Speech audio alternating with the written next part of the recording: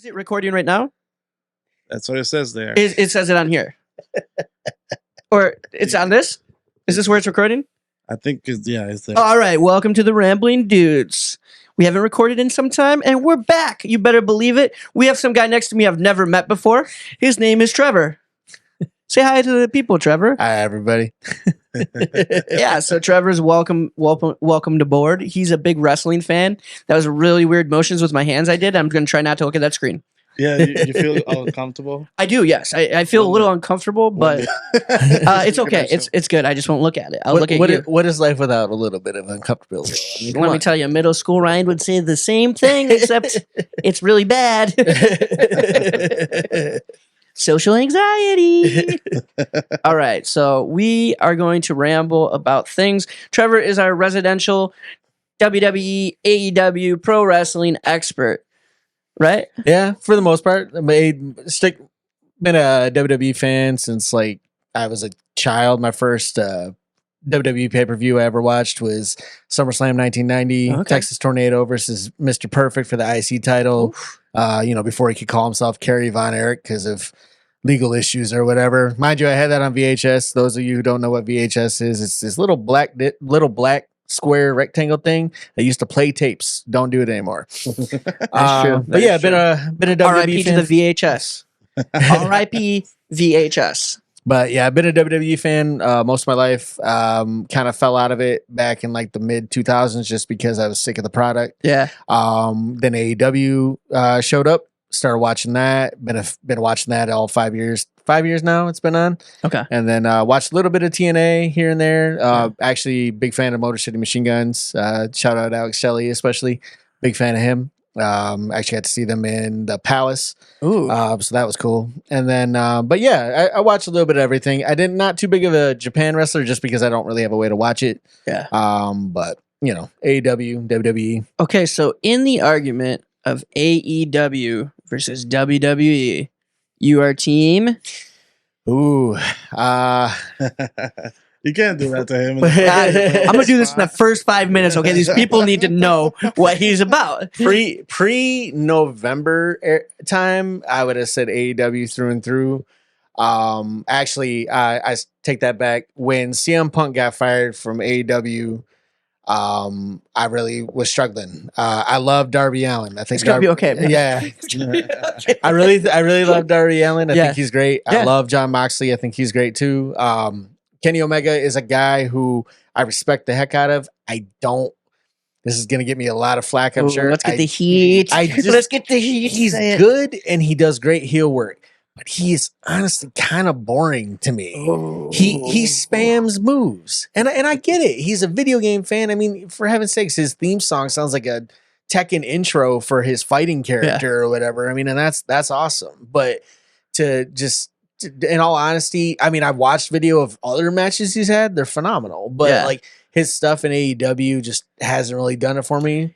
How do you feel about the AEW, like, not technically, like, just signing old WWE people and then not using them? Like, we look at Malachi Black, we look at Idolo, Andrade, all of those guys that don't seem to be used, but at the time they were big signings, right? It was like, we got that guy. And then what they do, they put him on the bench. Right.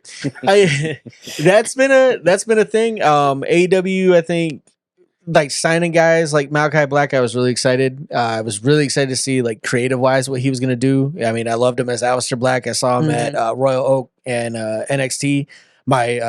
Took some friends and my nephews with him. My nephew was a big Aleister Black fan when he was Aleister Black, and I just loved him on that. But now to see these guys go to AEW and to basically flounder in very much the way they were in AEW, it raises some questions for me. Guys like Miro, a guy should be your world champion. He should be just destroying dudes, and you put him off TV for like 6 months at a time. And now, granted, I don't know, injuries happen, all that. I get it. I'm not stupid, but it's just at the same time, it feels like whenever he's healthy, he's never on TV.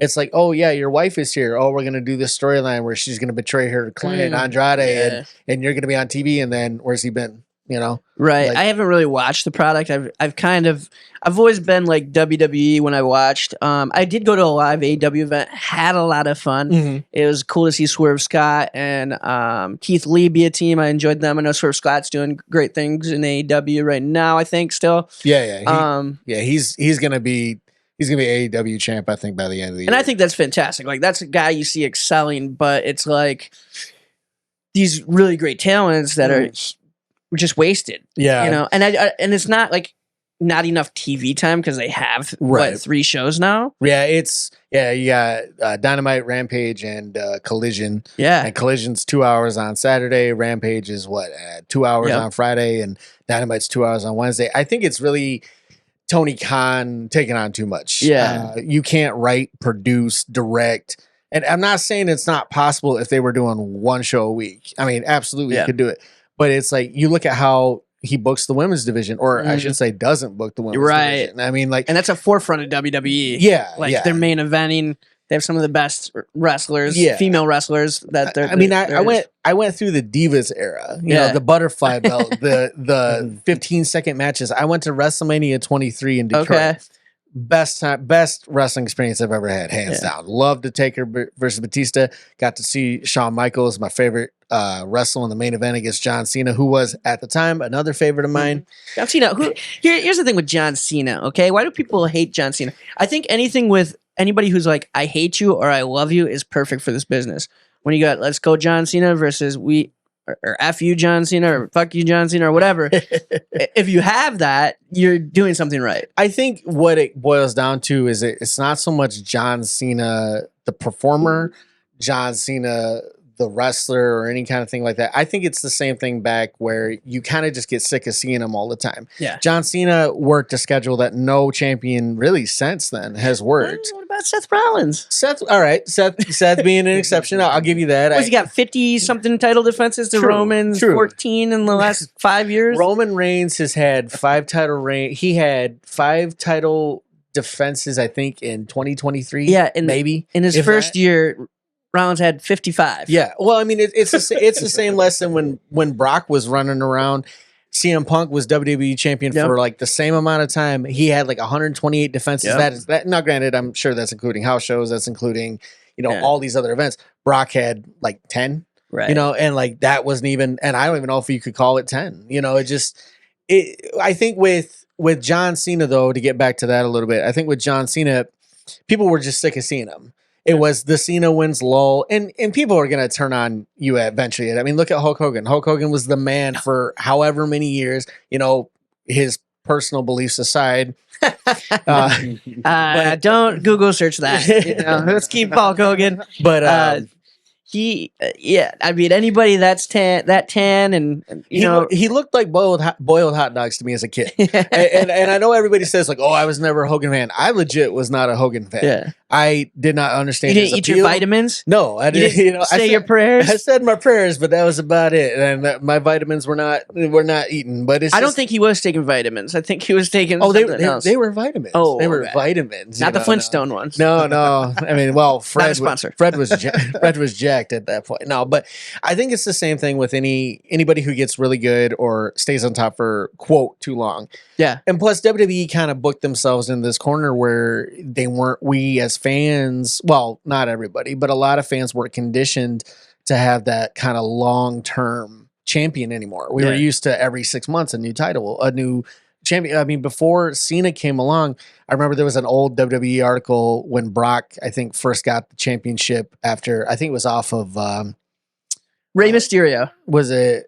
Oh, who was it? No. Brock won it off of. Yes, I don't know. I just went with the first one. Hurricane Helms? No. When Brock first won it off The Rock at SummerSlam that year, there was a joke article about how this Safford was really grateful that they finally put it on somebody who's going to hold the title for a while because they were hot shot in the title like everybody. It was like Triple H, Hulk Hogan. Yeah. I can't even track that because it just like it was so many.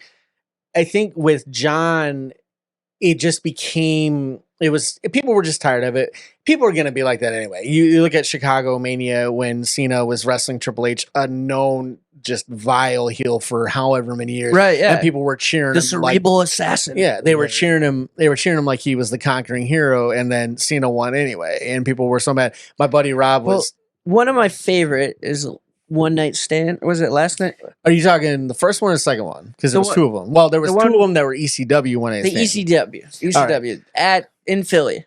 Okay, so they were both in Philly. The first one though, I think, is when the Rob Van Dam match. Oh no, that was the second one. That was 06. Okay, that is one of the best matches. Oh, absolutely. Where they throw his shirt back, so he throws his shirt to the crowd, and they throw it back. Yeah. I mean that was an example. That was an extreme example because Philly fans are insane. Yeah. You know, I no offense to Philly fans, but you're all nuts. And it's. I like the Philly fans. I think let's not take shots at our listeners if there is some in Philly. Like, oh, this is your first podcast. We hate Philly. I love cheesesteaks. I just want to throw that out there. You know, my brother told me when he went to Philly, they actually just call them steaks. Well, I don't know if that's true. Yeah, You know, I mean, if you're you in know, Philly. Yeah, so I mean, if like you're in that. Philly, you just call. Well, what I don't mean cheesesteaks. I mean, they just call them steaks. Yeah, Not Philly cheesesteaks, like or not cheesesteaks, or just a cheesesteak. Yeah, they just call it steaks. Just That's steaks? what my brother told me anyway. He saw the Rocky statue and stuff. He ran the steps. He said he about died. But anyway,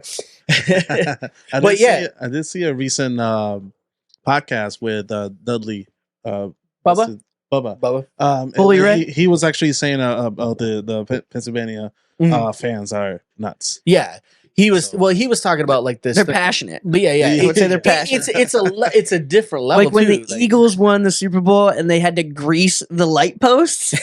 I can respect that type of fit. Well, I mean, these are the same fans that threw snowballs at Santa Claus during a football game. Yeah. I mean, you know, Gotta and let 'em know. some of them had batteries in them. You gotta so, let them know. No, but you go to like an extreme example, like, well, I'm not saying like you yourself, but like, you, Yeah, I would be careful what you say. You use, you use an example like One Night Stand. You have rabid ECW straight fans. Yeah. Just that's all it is to them is ECW, old school ECW. And you have a moment where Edge, who early in the night was the most hated man in the building because he speared Beulah, pinned her in the most derogatory way possible, and then wins the match over like Terry Funk and Tommy Dreamer. And then you have John Cena come out, who's just getting might as well have Satan. yeah, exactly. Might as well yeah. been Satan. I mean, I think Satan probably would have got Or a better actually, maybe, reception. yeah. Yeah, you know. But then, you know, and then you have Edge spear him through the table. Yeah. The crowd realizes it's Edge. They don't care. They're just happy that John Cena is probably not going to win. Rob Van Dam finally gets that title and everything like that. I think with John Cena, the reason he's so polarizing is not because of he himself as a person, not because of himself as a performer, because anybody who says John Cena can't wrestle doesn't watch wrestling. Yeah. John Cena. What about his Fist of Doom or whatever? You mean the falling fist that's like about 3 feet anyway. And he spins? It's entertaining. It's as far as I'm You just concerned. charge up. Yeah, as far as I'm concerned, that's right up there with the People's Elbow. It's right up there with anything that's like The People's Elbow is one of the best. Hulk Hogan's. Yeah, Him being the a leg big drop. guy. Yeah. I love the Hulkster. When he hooks up. But I think with John, it became kind of a how they were booking him. Yeah. The fact that he squashed the Nexus and that was his call. Like you find out later, like I know this has been probably talked to death on other things, but it's just the fact that you had a rising star in Wade Barrett. You had this guy who was like a genuine tough guy, bare knuckle boxing champion, dude could kill me with a napkin, you know, and he goes out there, he gets DDT'd on the concrete, jumps in the ring, wins, you know, Cena wins all over again. I think with John, it just became Vince only cared about John. And so people kind of were just like, I think too, there's got to be something to say that John Cena has put a lot of people over. right. Yeah, absolutely. I would agree with that. I think a lot of John Cena was important for the brand at the time because he literally carried WWE on his back for 10 plus years. Oh yeah, a while. And yeah, for sure. you know, during that time he did a lot of good things during the PG era for, you know, Make-A-Wish, like making the most Make-A-Wishes. And you can't really turn that guy heel because like he goes and see kids in hospitals every day. But like the thing with that, and that's what everyone wanted though. Everyone's like, we want heel Cena. But the thing is with that too, I think with turning Cena heel, I don't think it would have killed him as much as he thinks it does. There are so many wrestlers who are bad guys that have just ardent diehard fans who cheer you. Even little kids do it. Now, granted, there's always gonna be those little kids who are crying, like, "Oh, I don't know what's going on." I mean, when you're a kid, you don't understand it as much, or maybe you do. I still Maybe- cry. Yeah, maybe I was still. It's I'm always crying. Like I cry a lot. Full honesty, when A lot. when I thought the Acclaimed were going to win the tag titles the first time, when they didn't, it was at I don't remember which pay-per-view off the top of my head. I can't remember, but when I thought they were going to win, me and my buddy actually saw it in the movie theater. Oh wow! We went to Celebration. We watched it there. That was super cool. Is that a cool experience? It honestly, you still got to pay $12 for popcorn. Yeah, you do. But I mean, hey, you're sitting in really comfy chairs. You get to lean back. You get to watch wrestling. It's dark like a movie, and there's a lot of fans in there, so they're all cheering and yelling and stuff. And you get some idiots, but I mean, I'd like to see a UFC event with like that. I actually do the pay-per-view, but I think you got to pay a little bit extra to see those. UFCs are like $100 now, and like I mean, I imagine in a theater it's probably like $25 still, but I mean, it's worth it. The problem. This is not a knock to the UFC. I have nothing but respect for. They're all together in the TKO group, by the way. Yep. Yeah. I have nothing but respect for those guys, but the UFC, because it is real, you run the risk of getting 5 fights in a row that go to decision that may or may not have been that exciting. That's not a knock. I'm not tough enough to get into a cage. I'm not crazy enough either. But like that happened a couple of weekends ago. Yeah, it exactly. ran till like 2 a.m. Yeah, exactly. And that's where the other part of it comes in too. Is they start at 10, and then you're done at maybe 2:30, 3 o'clock. I got work in the morning. I can't do that crap. And it's just usually on Saturday. Yeah. So do you work on Sunday? No, not anymore. Okay. Excuses. Better take that one back because they're always on Saturday. Every pay-per-view used to work on Saturdays. Okay, so that's what it is. But not with your new job, hopefully. Yeah, not anymore. But I think with like to finish the kind of thought on John, he just done great things for the sport. Did great things for visibility for the sport. Yeah, he did great things for just showing what a superstar really is. He stuck to character. He stuck by his convictions. Unfortunately, sometimes his convictions hindered other people. Excuse me, sorry. I feel like there were definitely matches where he could have put the other guy over. There were definitely matches where in him putting him over, they were a bigger star. Daniel Bryan, who was already an indie darling, who was already a big star for a lot of the fans who were just ready for him to win that championship, when he got kneed in the face and got his nose broken, like that was disgusting. Yeah. But it was awesome at the same time. He put Bryan over. He put Punk over in Chicago, which granted, if he hadn't, I do genuinely believe there would have been a bigger problem at hand. Vince probably wouldn't have gotten out of the arena.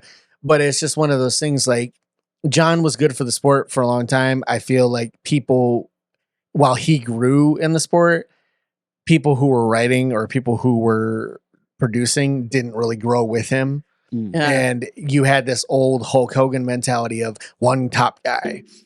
Right now, we have a spoil of riches in both companies. I would say we have in one company. Well, I think WWE is outbooking AEW out like a landslide. This WrestleMania season is arguably the best WrestleMania season that I've seen in terms of hype, in terms of where it's going, in terms of the people involved. Like Roman versus The Rock, and now it's turned into Cody versus Roman with Rock and Roman. Mm-hmm. Is incredible. The Bloodline. I don't know if you saw the promotional thing. I didn't watch that. I had no interest. This is the turning point for WWE. No. I like what I mean. What I mean by spoil riches. First of all, to go back, is the amount of talent on both rosters. Is phenomenal. Now, granted, the booking is definitely not even. I would agree with you. WWE is in one of the hottest periods I've ever seen, and I've been a fan forever. So I would say, like, with AEW versus WWE, AEW right now, like, some aspects are very much like hardcore wrestling. If AEW is written for the fans of just the wrestling, and in some story arc. I feel like WWE is WWE. WWE is gonna WWE it up. I feel like the talent, like I feel like the moves and the planning and like the top tier matches are way above AEW, in my opinion. Okay, in terms of like athleticism, moves, spots. I feel like it's weird to say this, but I feel like it's almost like they're two. Even though they're the same, They're different products. yeah, they're absolutely Yeah. different products. Yeah. When you watch AEW, like, all right, you go to an AEW pay-per-view in the movie theater. You're expecting blood. Yeah, you're expecting blood, you're expecting hard hitting, you're expecting ridiculousness, and you get a lot of that. The problem is that But you're not expecting Malachi Black. don't expect him unless he's in a, or Miro. yeah, don't expect Miro unless it's like a special occasion. But you might get an Orange Cassidy. But I think with AEW, freshly squeezed. with AEW, I think you get that kind of Danhausen. you get that sense of like silliness that you don't always get. Now, not to say that WWE can't be It's silly. fun. It's fun. I like how fun it is. I will say that.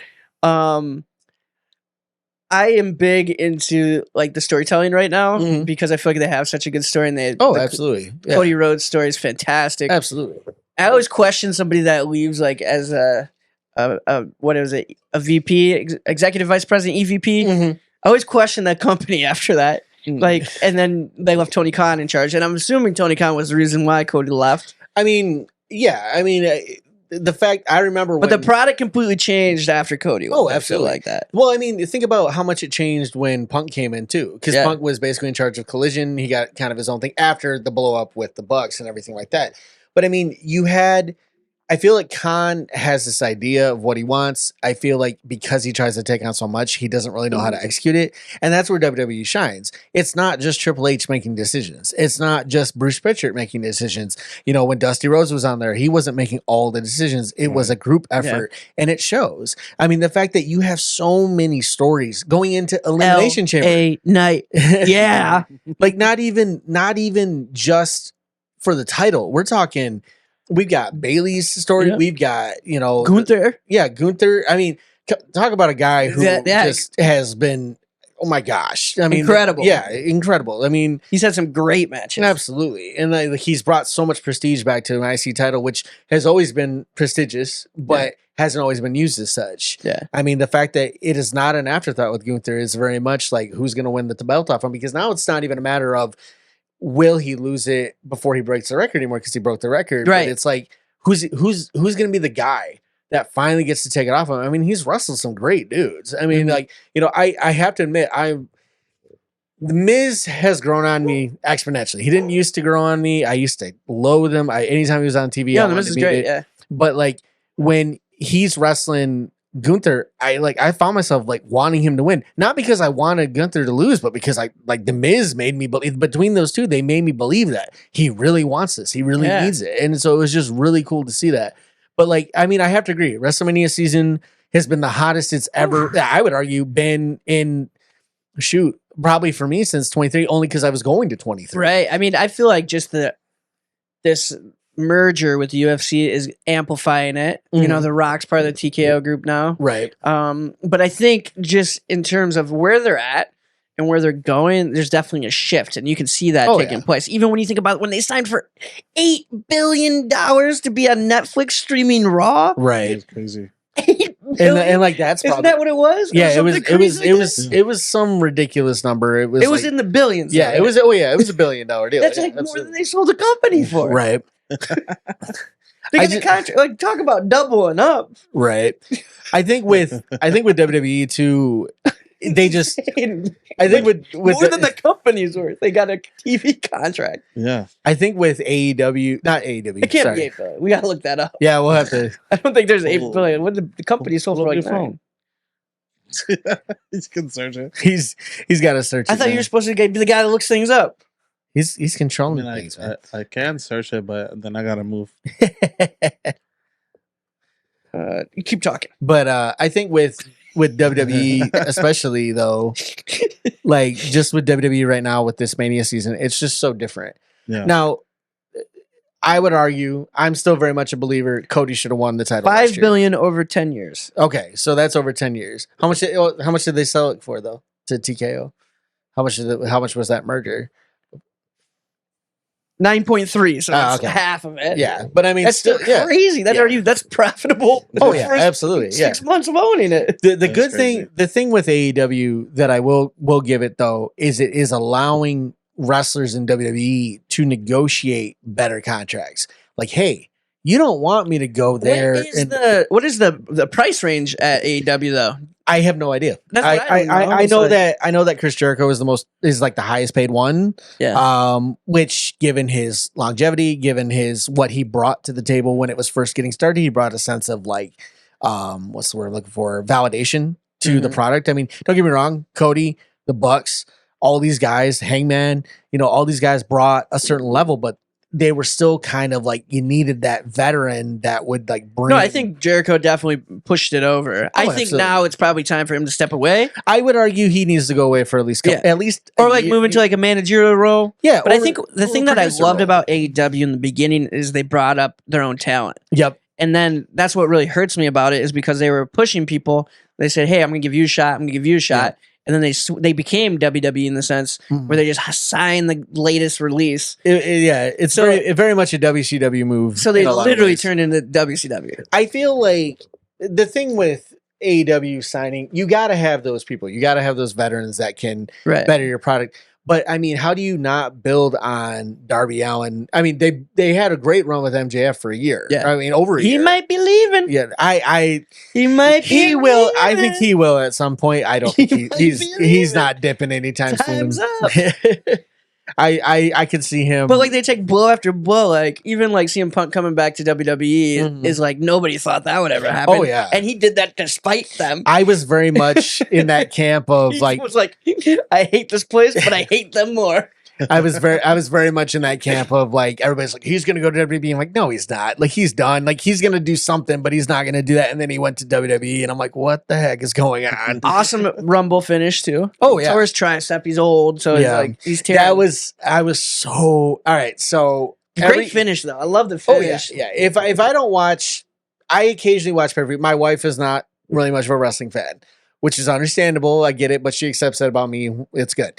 But it's just one of those things like we watch the Rumble every year because it's the most. You got to. We bet on the Rumble. Yeah, like we don't have a DraftKings sponsor, but what we do, is we put $1 in for each entry. So we got like 6 people. You have 5 entries. Put $5 in. We do a random number generator. Gotcha. And winner takes all. Nice. And it's a good way because like you got the women's and the men's, so there's like $60 at stake. Right, yeah. And you don't know who's coming out. Like you can kind of get it. Right. So like one of my picks was like R-Truth came out in the women's and then like, Valhalla. And then I was like, yeah. And then she got knocked out in like 2 seconds. Yeah. I was like, R-Truth's going to win this thing. And he got knocked out too. Yeah, they're not going to do that again after Santina Morello won that women's battle royal at Mania. I don't think they'll do that. But when we do the Rumble, we pick 2 people we think are going to win it. Like, first one is worth 2 points. Second one is worth 1 point. We pick 2, and then we pick 2 random numbers. You get bonus points if one of your random numbers is one of your picks and stuff like that. Yeah. And like we did it. This last one, I actually got like second to last place, but like my friend Abby, she got like 9 points out of a possible like I don't even know how many it was, but like it just stuff like that. I love Rumble season. Sounds like a really calculated system. It's very much. I hope it makes sense. I hope it works. Carry the one. Constantly have to explain it to the people involved. Like, what do I do again? I created it, but I don't know what we're doing. Yeah, like, just wing it. You won. It's fine. What does it matter? But I think with Cody, I was very much in the camp. Should have won at 39. Yeah. I understand you wanted Roman's story to continue. You wanted all this stuff. The bloodline was cool. It's been a cool thing. Don't get me wrong. I got sucked in like everybody else. I watched the Usos versus Roman and like all that stuff and Solo. Not to disparage Solo, love Solo, but it's just one of those things. Like I got sucked in too. I went to SummerSlam. Nice. I was gonna go. My buddy actually was like, "Why don't we just get tickets and just go?" It's expensive. And well, my thought process was this tribal combat match is going to end in shenanigans again. And I think that's kind of where it was so cool live though. I'm sure. Yeah. Everyone was like, it was trash, but me there, I was like, who is it? Who is it? Everyone knew who it was. I was like, oh, it is. There's no way it could be that. There's no way. It's the same. Is it Rikishi? Who is it? See, that would have been a cool twist to have Rikishi show up and just annihilate his kids. His own son. Yeah. But this is for when you're 12. Mouthed out to me last week. But it's just one of those things like you got one of the greatest storylines going in with I was very much a person that when Rock came back, I would have been excited for any other thing.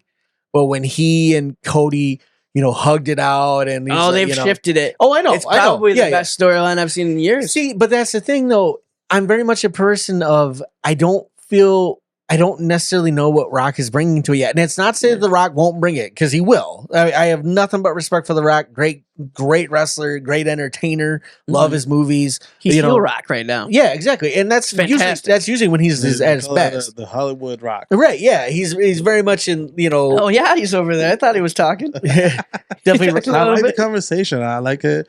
What you guys got going.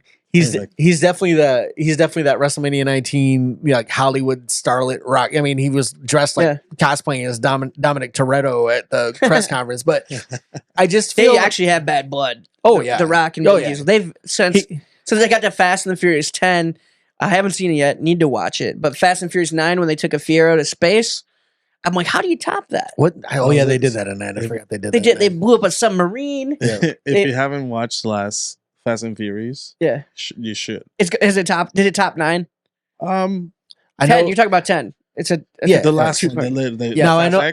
Yeah, you should definitely watch. I'll watch that tonight. Like I know Jason Momoa kills it as the villain. That's all I really know. Because I kind of quit watching. Was it better than 9? I saw 9 in theater. It was better. Me and my buddy Mark have watched like all of these. So I think you would like it. We went on a streak. We watched 1 through. We'll have to get him on one again. We'll have to bring him back. You gotta stay till the end. But we went to. There's a cliffhanger scene. Yeah. Marvel Universe. Is it the dinosaurs? Is it the dinosaurs? No. They said they might do a Jurassic Park crossover. Is it the dinosaurs? No. I wanted the dinosaurs so bad. I wanted to see him fight dinosaurs. You have no idea how incredible. I mean, just watch they run him over with monster trucks. Just watch Chronicles of Riddick. You'll get the same thing. So, well, not Chronicles, but Riddick and Pitch Black. Same idea. But I will say this though. I thought they couldn't get. They can't. They just keep upping themselves. I don't know how they do it.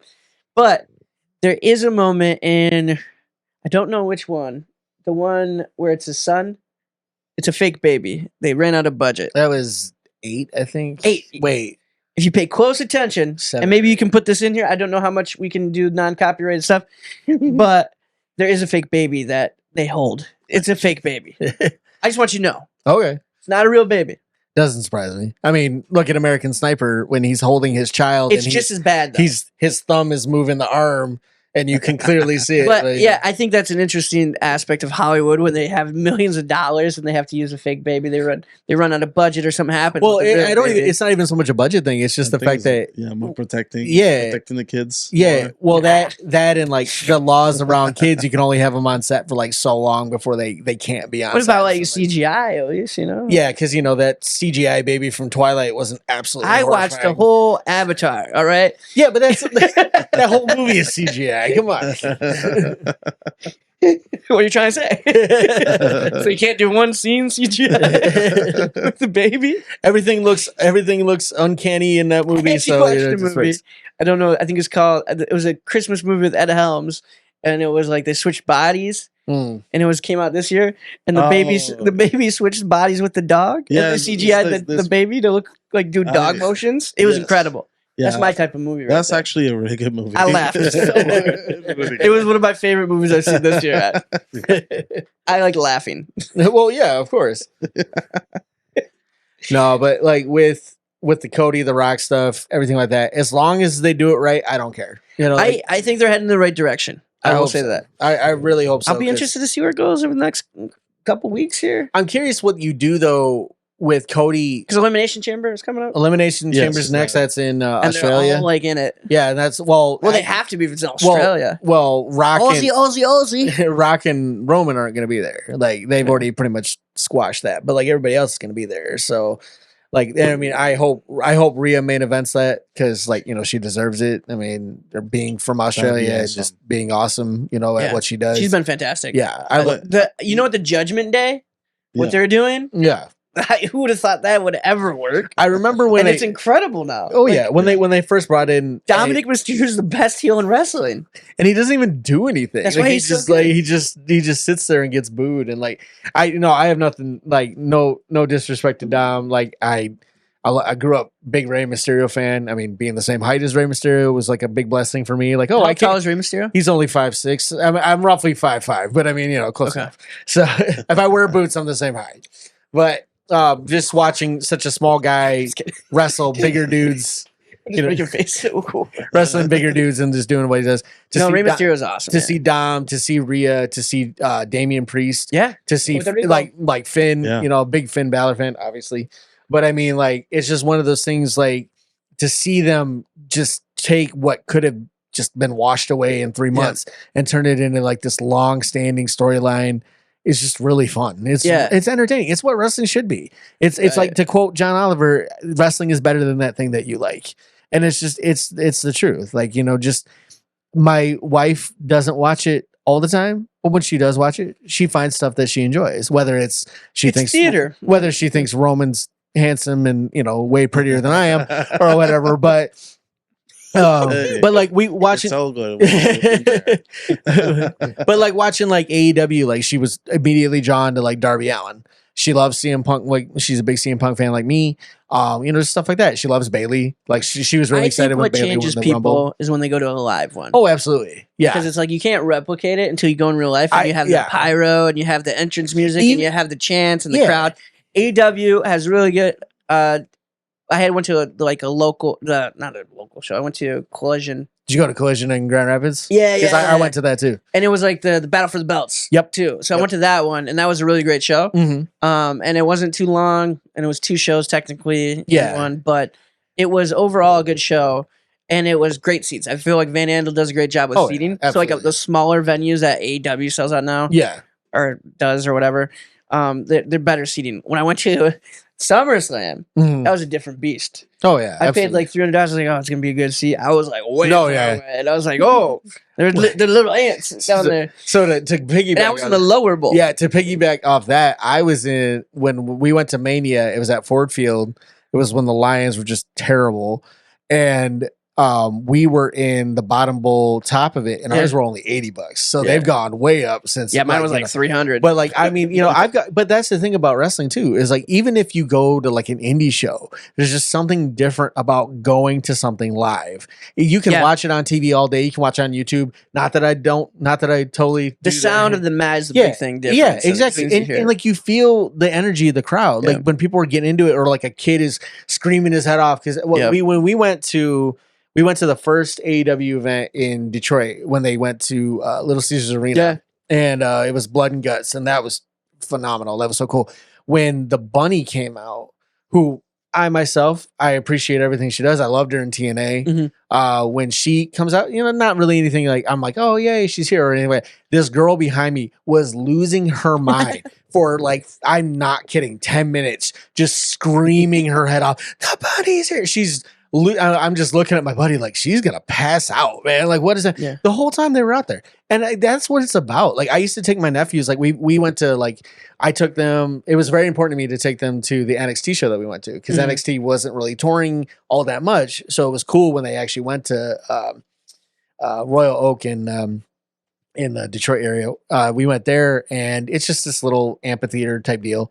That was Fillmore? No, it was Royal Oak Music Theater? Royal Oak, the Royal Oak Theater is and like, we were actually on the. I went to a comedy show there. They had the worst seats ever. Oh yeah, I sat there for hours in this metal chair.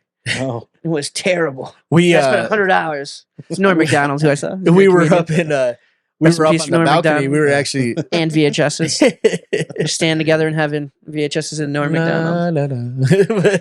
we were up on the balcony, so we were like front row, so no one was in front of us, and so we got to see everything. And like, even when like there was, I don't remember what happened, this guy starts chanting against the match, and everybody else just starts chanting, shut the fuck up to him, like, just told him. And like, he did, like, it was just an instantaneous. But like, that's what I like, is like, I took them to my brother couldn't take them, so I took my 2 nephews and one of their friends to a show at Dow Event Center.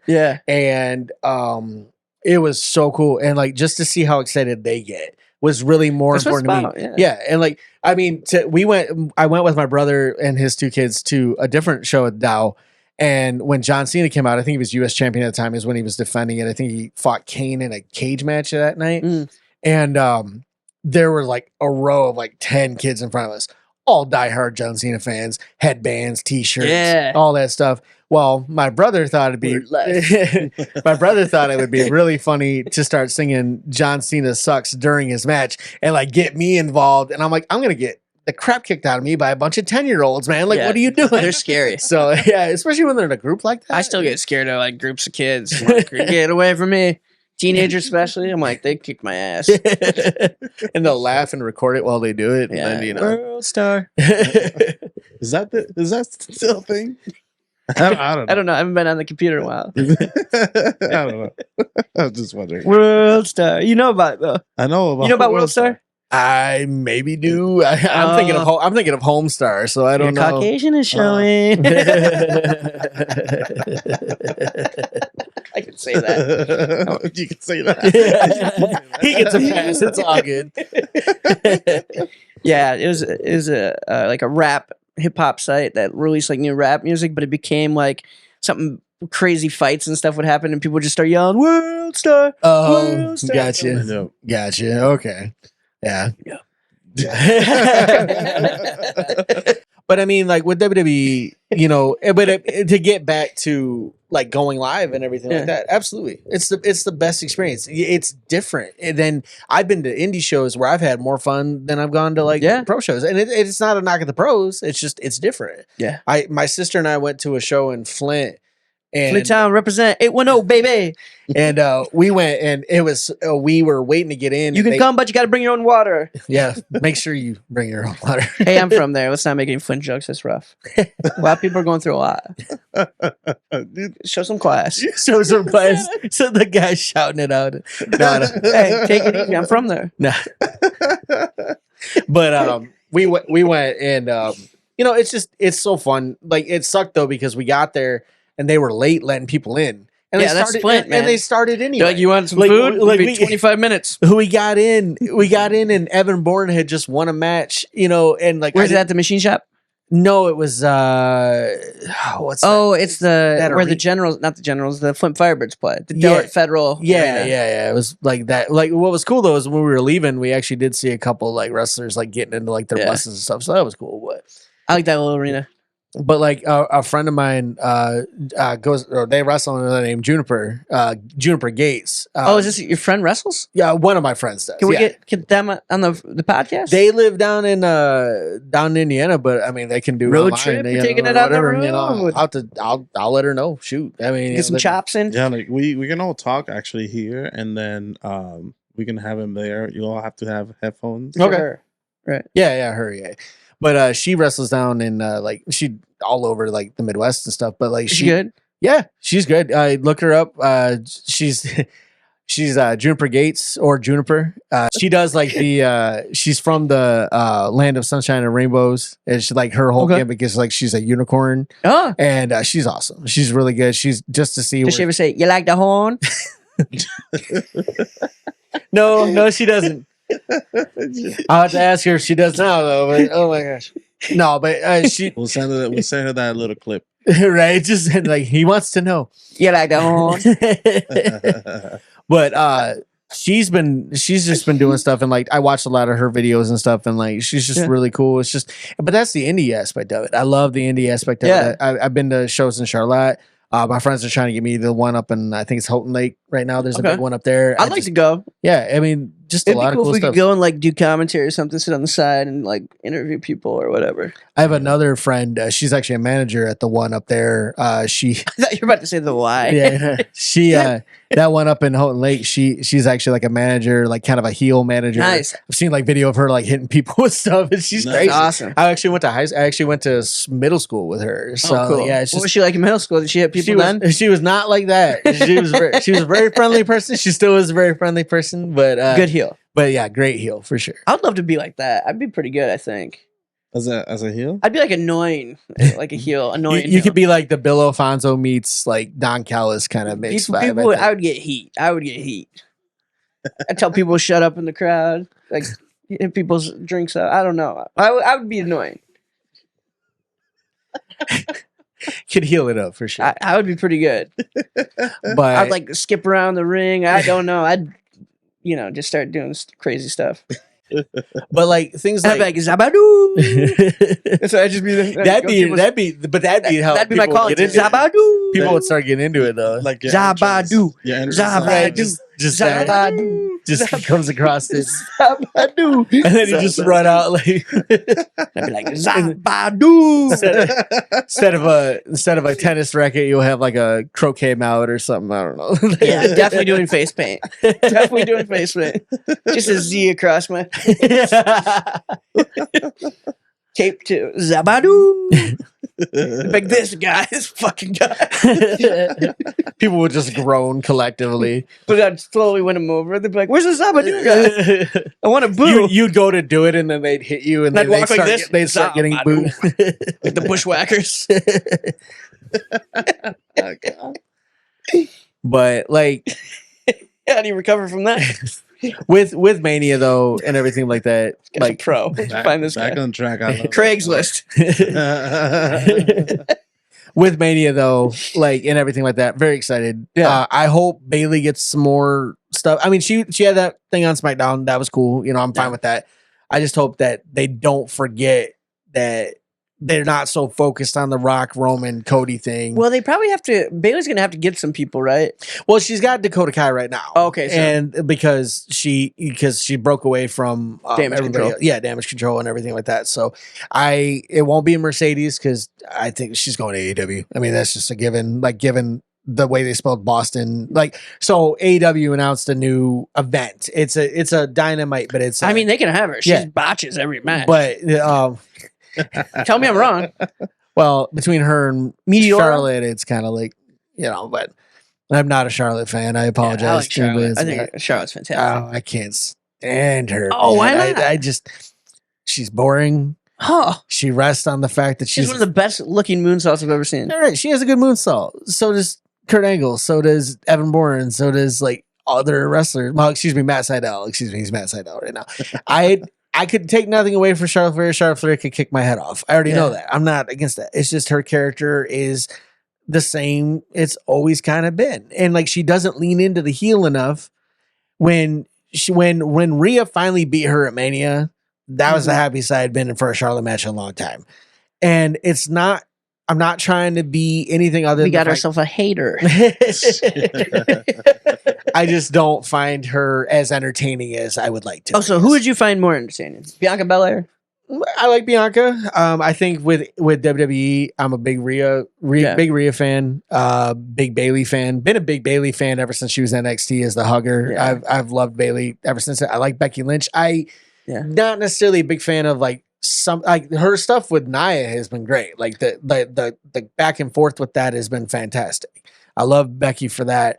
I like Becky's story, like just the fact that. Do you think AEW is going to bury Mercedes? I think How long I'm kind of. buried? Let's put a time frame like on it. the what Mercedes Monet? Yeah, she's Monet. Mercedes Monet now. Yeah, Monet. That's what you sound. What was it? Banks before? yeah, Sasha Banks. Monet. before, Sasha yeah. Banks. But I think I like with- Monet. I think with That's what she AEW, says. Give me that Monet. That's what she says right Yeah. now. Isn't it? no, I thought she said Monet. no. I think with AEW, I'm hoping with with Mercedes that they can maybe start taking leverage Disney and show clippings of the Mandalorian. get that Baby get that Disney Yoda. money. Get that Disney money. Get a premiere party for Mandalorian and Grogu. Just Next comes- year. I would come out if I was in the Mandalorian and I was going to pro wrestling. I would wear the full suit. Oh, I'd wear the armor the whole time. Yeah. Who's going to? Mercedes is going to AEW. And she's in the Mandalorian. She was a character in the Mandalorian, she like was. season. Yeah. So what, if 2? I was in the Gotcha. Mandalorian, if I'm going to pro wrestling back to it, I'm wearing the full suit. and getting sued by Lucasfilm like immediately. Right. Yeah. They can take it off the stage. Yeah, right. Unless you are like Just don't wear the helmet, I guess. unless you are the main character, I don't think they allow you to take stuff. Hey, I mean, Maybe. to be fair, who was it? It's just a cease and desist. Who was it? Ryan Reynolds. Like they asked him in an interview if he took any of the Deadpool suits, and he said, "Yeah." They're like, "Were you allowed to?" He goes, "Doesn't matter. I Yeah. worked on this movie. I was taking it with me." Who was it? You got him taking one, and then you got Ben Affleck when he was Batman wanted to take one, and they told him it was gonna be like $10,000. It's probably a good move on Ben Affleck's part. Well, he said he turned it down. Well, good. Yeah, I mean, I wouldn't want to. I wouldn't want to pay for it. I'd walk out in it. I'd be like, "Oh, I'm gonna get in my car real quick. Release the and take a Snyder drink." Cut. Yeah, I sweat in this thing. Why can't I keep it? right. Yeah, it's got my DNA attached to it. Why not? I feel like we can shade over that era of Batman. I liked him as Batman. I liked him as Batman. I didn't like him in Justice League because it was Justice League. Justice League You sucked. didn't even have a Batman movie. Yeah. Well, I mean, Well, Batman versus he was Superman? he was added to like all this like yeah, he was in like everything else. He like was a bundle up movie. I know, but yeah, it was. well, a he group was Ben effort. Affleck. This is the guy who's in the Dunkin' commercials. This Super Bowl. making a lot more money than I am. Well, like, the DCU was not What it in is their now. right mind. Like their mind was not. Thank goodness they got Right. James Gunn. Yeah, Yeah, because he's rebooting that whole thing. So. I know. I did like the Snyder cut at the end, but other than that, it was like the same exact movie. I It was a longer movie. I was I like, like oh, the- I've seen this movie before. I know how this plays out. I liked it a lot better than the original Joss Whedon version of the Justice League. That's for sure. But I think with you got Yeah, it went over your head like that. That's not. No, I'm not. I mean, yes. Oh yeah, I didn't know what that meant. Yeah, Gotcha. Okay. was that's was there in the first Justice League? well, there was the original Justice League that they released in theaters before the Snyder cut. Oh, That- gotcha. yeah, that's what I'm talking Oh, about. okay, Yeah, so that's he what- took Snyder's film and Yeah, well, yeah, he took Snyder's film. yeah, it was the same movie. He reshot a lot of stuff for yeah. Snyder cut. Because they couldn't even they didn't have any CGI, right? Because they didn't finish it. No, they finished it. Yeah, the Snyder cut. Snyder Made it better. Yeah, he made it better. He made the Oh. movie he wanted to make because he had to step away because his daughter passed. You know, Oh, and I feel like a and dick. he stepped away, and then they brought in Joss Whedon because Joss Okay, it's good movie. Sorry, sorry, dude. Sorry. I love the Snyder cut. Thank you. No, but Back to CM Punk, right? What are we talking about? well, I think with what you were talking about earlier with Thank God we got off of that. moving away. Well, like what you said with what do I think Tony Khan or AEW is going to botch Mercedes? I think Yeah, I'm hoping with Mercedes coming in, he won't be able to because I'm sorry, he doesn't book women properly. You look at the incident with Big Swole after she left. You look at how even Britt Baker, who was like his money for a long time, she's not even on TV anymore. It's like, what the heck are you doing, man? Even if she's injured, well, she made a bigger name for herself injured in a chair, picking on Tony Schiavone than she ever did in the ring before she had the great match with Thunder Rosa. I mean, and then how do you have the women's division that you have? Tony Storm, Thunder Rosa, Britt Baker, all these different wrestlers, freaking Chris Statlander, and then you're not doing anything with them. Julia Hart, who has grown exponentially, Yeah. and you're just not doing anything with it. Like, what are you doing? And the thing with AEW, like I'm a big AEW fan, but I can call out their flaws as much as anybody. I mean, they're not perfect. They do some great stuff, Monet. but they do a lot of stupid stuff too. I mean, like how do you? It's one of those things. Like I'm really hoping with this Hangman Swerve Strickland thing that'll translate to Swerve getting the title, going big time. Yeah. Everything like that. I'd like to see Swerve do that. Did you ever watch Lucha Underground? A little bit. Oh. Okay. Not too much. So that's where I was first introduced to Swerve Strickland. He was Killshot in Lucha Underground.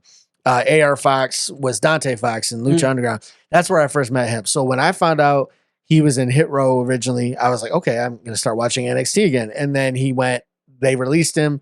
He went to AEW. I was all in. Yeah. And now, granted, it took him a little bit to kind of get his mojo going and everything like that. But now that he's there, the stuff with Keith Lee, everything like that, it's just been phenomenal. So I'm really excited to see where that goes. With AEW, the reliance on old stars, I think they should sign Gene Snitsky.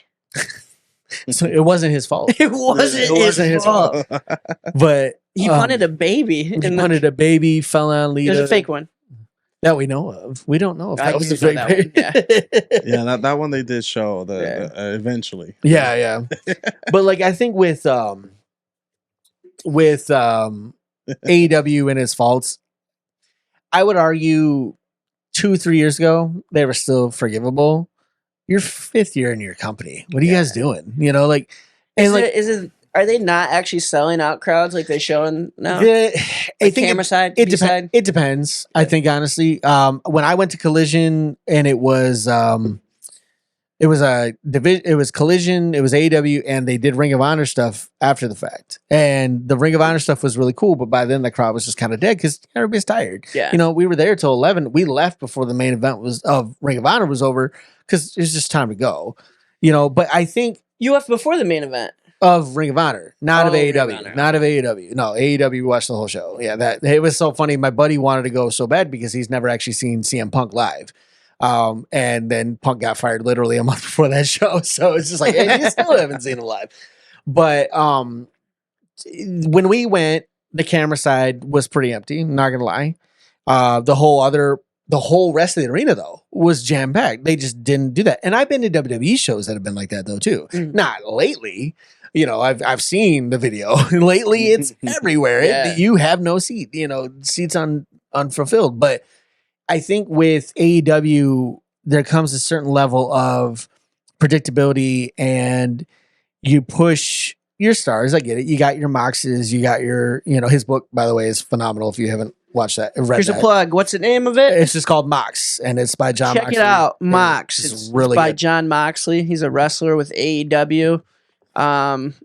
It's a great story about a man overcoming his demons that he's faced throughout his life and getting hit with light bulbs. Read it. In stores now, Barnes and Noble. You know the price? No, I do not. Okay. He's gonna really get some buys from this podcast. I did. I did. He might sell out across the country because we're pushing his product. You're welcome, Mox. Anytime you want to be on the podcast, just let Trevor know. And I did do his Audible, and he reads it himself. Oh, and nice. It's so good. Yeah. Just because he reads it like he wrote it, and it comes off so natural. But anyway, yeah, you check out Norm Macdonald's Audible. Oh, I didn't. He's got a memoir that's not really a memoir. It's fantastic. Nice. You know what's real, what's fake. I'll have to do that actually. Yeah, you'll love it. Yeah, We'll report back. A book club. This is now an Audible review. Amazon, get on it. But one free credit every month.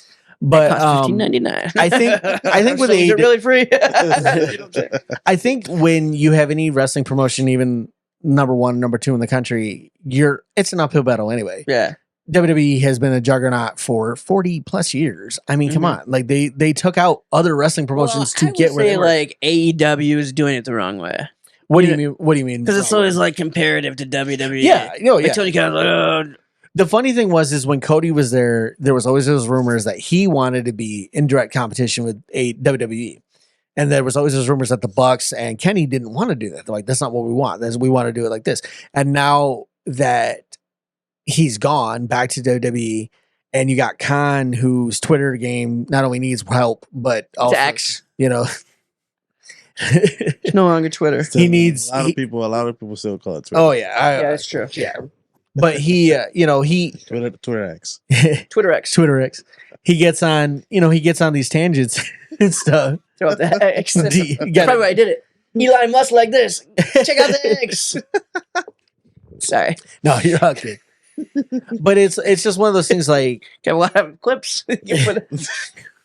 Just gonna have a bunch of different but like with Tony Khan running everything and doing it the way he does, he is a wrestling fan, and I understand that. But it's just one of those things that, you know, I get it. It's just one of those things where, as a wrestling fan, you know, it's different. Like it's kind of like what Jericho said. You know, I feel like everybody needs to work for Vince McMahon.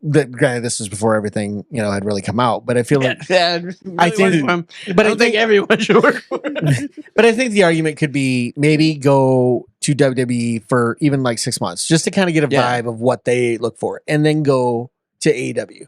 And then sit on the bench. And then sit on the bench and, you know, not wrestle. But like the thing is like Just throwing haymakers. The thing is with like them. I'm sorry, I don't get out much. The thing with AEW, I think, will always be they have great wrestlers. They have great Pyro. stories. They have great sets and everything like that. It's very much it's kind of that vibe of that real competition. But I think they suffer in the fact that you don't always know where it's gonna go, and not in an exciting way, but in a very much of like what is happening. Because like Keith Lee and Swerve, especially, that storyline went on for a year with like about a good 8 months of no story. Now, granted, Keith was out.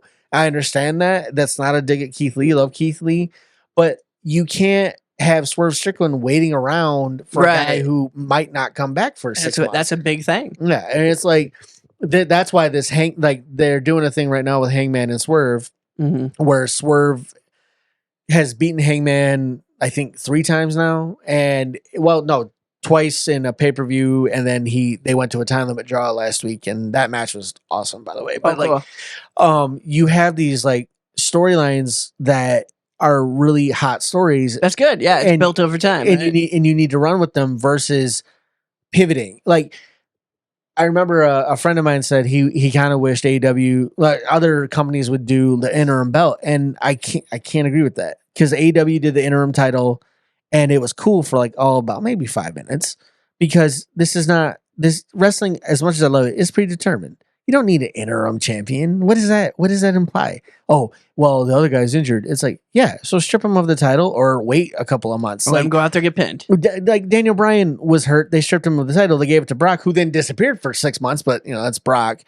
And everything awesome. Like that. But I love Brock Lesnar. Oh no, I love those humans. All respect to him as an athlete. I mean, the guy is ridiculous. Could you imagine like looking up at that guy? But, no, because I don't want to be punched in the head. But it's just one of those things. It's like it's not enjoyable. But it's just one of those things. Like I feel like AEW is like all the pieces are there, all the backing is there.